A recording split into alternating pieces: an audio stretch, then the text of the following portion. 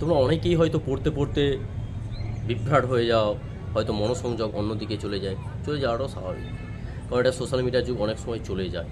কিন্তু তারপরও তোমাদের মনকে নিয়ে আসতে হবে সেই বইয়ের জায়গায়, সেই একটা বদ্ধ ঘরের জায়গায়। তবেই তুমি তোমার স্বপ্নের কাণ্ডারি হতে পারবে। এই স্বপ্নকে স্বপ্নর মতো করে সাজাতে হবে। যে আমি স্বপ্ন দেখলাম, ঠিক আছে চলো, না হলো 1 বছর 2 বছর 3 বছর হলো না, ঠিক আছে চলো ছেড়ে দিলাম, এরকম দেখলে হবে না। দেখতে হবে তোমার বাবা মায়ের স্ট্রাগেলটা, তুমি যাকে কথা দিয়েছো সেই কথার দামটা। তবেই তো তুমি একটা সমাজে প্রতিষ্ঠিত মানুষ হিসেবে পরিচিত পাবে। তুমি হয়তো অন্য চাকরির ক্ষেত্রে দেখবে, অন্য ব্যবসার ক্ষেত্রে অনেক টাকা অনেক মানুষ কামাতে পারে, কিন্তু যখন তুমি সরকারি একটা চাকরি পাবে, একটা সমাজের প্রতি তুমি কেমন সম্মানটা পাবে, সেটা তুমি যখন চাকরিটা পাবে তখন তুমি বুঝতে পারবে। তখন তোমাকে সমাজ একটা অন্য চোখে দেখবে। সেই জায়গাটা তোমাকে করে দিতে হবে, সেই জায়গাটা তোমাকে করতে হবেই।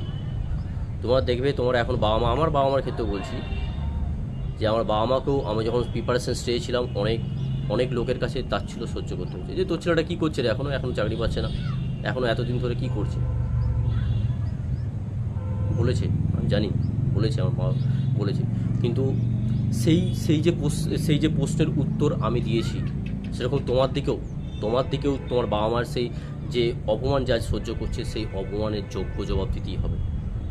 পড়াশোনাটাকে সিরিয়াস নাও, ঠিক আছে? পড়াশোনাটাকে সিরিয়াস নাও, যে হচ্ছে না হচ্ছে এরকম নয়, পড়াশোনাটাকে সিরিয়াস নাও, তবেই তুমি নিজের কাণ্ডারি হতে পারবে। তো পড়তে পড়তে তুমি ভুলে যাওয়াটাও স্বাভাবিক। ভুলে যাচ্ছ বলে মনোসংযোগ ভেঙে যাবে এরকম নয়। আমাদের মাইন্ডও একটা নির্দিষ্ট জিনিস ধরে রাখতে পারে, তারপর সেটা ভুলে যায়। কিন্তু সেটা যদি আবার তুমি রিভিশন দাও, এই যেমন বলাই একটা কথা, যে বেস্ট পড়া হচ্ছে তুমি যে কোনো একটা বই পড়ো বা দুটো বই পড়ো, কিন্তু সেই দুটো বইকে 10 বার ধরে পড়ো বা 15 বার ধরে পড়ো বা 20 বার ধরে পড়ো, মানে বারবার রিভিশন দাও, তবেই তোমার সেই জিনিসটা মনে থাকবে, ঠিক আছে? তবেই তুমি সাকসেসফুল হবে। এই সমস্ত বই তো আমরা অনেক বাজারে দেখবে, বই দেখতে পাবে, কিন্তু তোমাদের আসল হচ্ছে তোমাকে রিভিশন দিতে হবে। বিভিন্ন রকম রিভিশন দিয়ে তোমার যে নিজের মধ্যে যে আত্মবিশ্বাস, সেটা জাগ্রত করতে হবে, তবেই তুমি পরীক্ষায় তো একটা সাকসেসফুল হতে পারবে। তো সবসময় বলছি, স্ট্রাগেলটা তোমার মনে রাখতে হবে, তোমার বাবা মার কথাটা মনে রাখতে হবে, তোমার কাছের মানুষ যে সমস্ত সাপোর্ট করছে সেই কথাগুলো তোমাকে মনে রাখতে হবে। তাহলে দেখবে তোমার পড়ার ইচ্ছাটা বাড়বে। তুমি যেটা যখন 2 ঘন্টা পড়ছিলে, সেটা তখন 4 ঘন্টা পড়ার ইচ্ছা জাগবে। কারণ এখন আর সুযোগ বেশি পাবে না। তুমি দেখতেই পাচ্ছ স্কুল সার্ভিসের ক্ষেত্রে খুবই, এসএসসির ক্ষেত্রে খুবই কন্ডিশন খারাপ।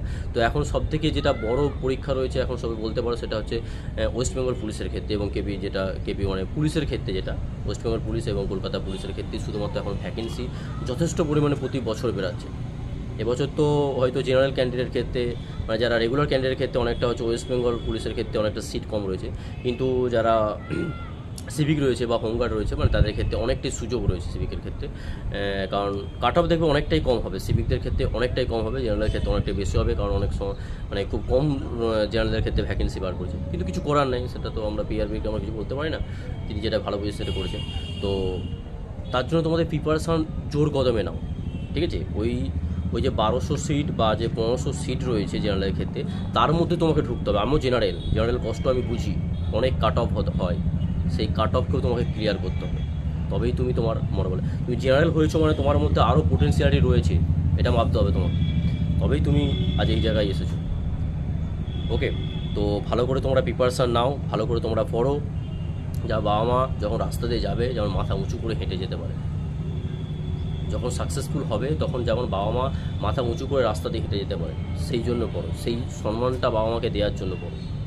এখন বাবা মা হয়তো অনেক অপমানিত হচ্ছে, কিন্তু কিছু করার নেই, কারণ আমি জানি অনেকেই হয়তো 2 বছর 5 বছর হয়তো 7 বছর পর্যন্ত প্রিপারেশান নিচ্ছে। এবার তো ভালো করেছে, একটা এসআইদের ক্ষেত্রে 27 থেকে 30 বছর করেছে, তো এটা অনেক সুযোগটা দিয়েছে। আবার যারা আগের বছর হয়তো 1 নম্বর 2 নম্বরের জন্য পাস করতে পারে, আমিও তো 1 নম্বরের জন্য আগের বার এসআইটা হয়নি, তো মানে যে মেনের যে কাট অফ ছিল, সেই মেনের কাট অফ আমি 1 নম্বরের জন্য ক্লিয়ার করতে পারি না।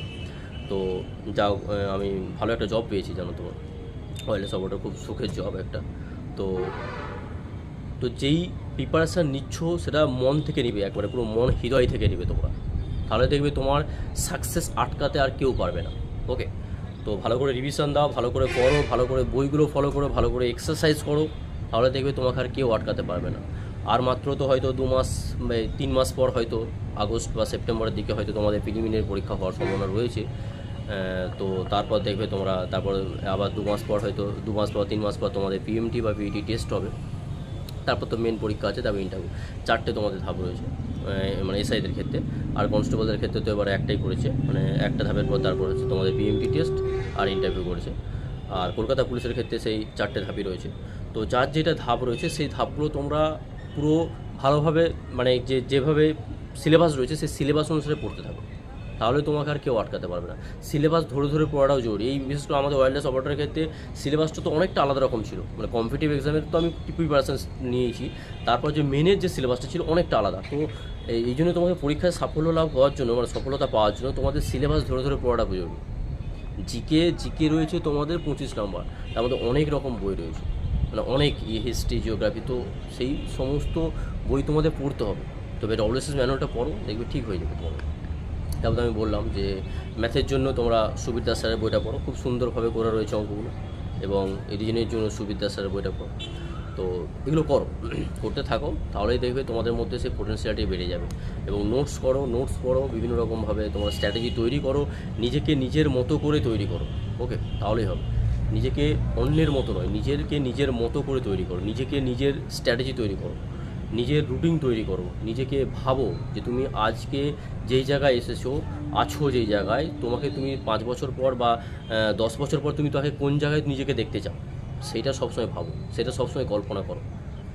আমরা যখন প্রিপারেশন স্টেজে ছিলাম এই কথাগুলো ভাবতাম, হয়তো অন্য একদিন আমার চোখ দিয়ে জলও পড়ে যেত, কারণ তখন প্রিপারেশন স্টেজে রয়েছি যে আমাদের ভবিষ্যৎ, যে আমরা 5 বছর পর আমি কী করব, সেইগুলো কী করব, সেই সমস্ত কথা আমি চিন্তা করতাম। তোমরাও করো, আমি জানি ওই চিন্তা করো, কারণ এই প্রিপারেশন স্টেজটা এটা। বেকারত্ব অনেক বেড়ে গেছে, এই তো তুমি জানো যে প্রায় 10 লাখের মতো ফর্ম ফিল আপ করেছে, আর সিট মাত্র 10,000। তো বুঝতে পারছো তো লড়াইটা কত দূর, কত বড়, কত লড়াই করতে হবে, তবে তুমি একটা সিট অর্জন করতে পারবে, তবে তোমার মাথায় যে অশোক স্তম্ভ রয়েছে বা যে ইউনিফর্ম রয়েছে সেই ইউনিফর্মটা পরতে পারবে।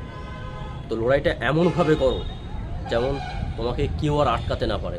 তোমাকে পুরো নিজেকে খুলে দাও, নিজের উজাড় করে দিয়ে পড়াশোনা করো। পড়াশোনায় একমাত্র এডুকেশনই একমাত্র মানুষকে সঠিক জায়গায় নিয়ে যেতে পারে। ওকে, এডুকেশনটাই হচ্ছে সবথেকে বড় জরুরি। ওকে ওকে চলো, আরও ভিডিও আনছি, আরও অনেক রকম এরকম ভিডিও আনবো, টিপস নিয়ে ভিডিও আনবো, অনেক রকম ভিডিও আসছে। তো তোমরা চ্যানেলটা ফলো করো। ওকে, অসংখ্য ধন্যবাদ।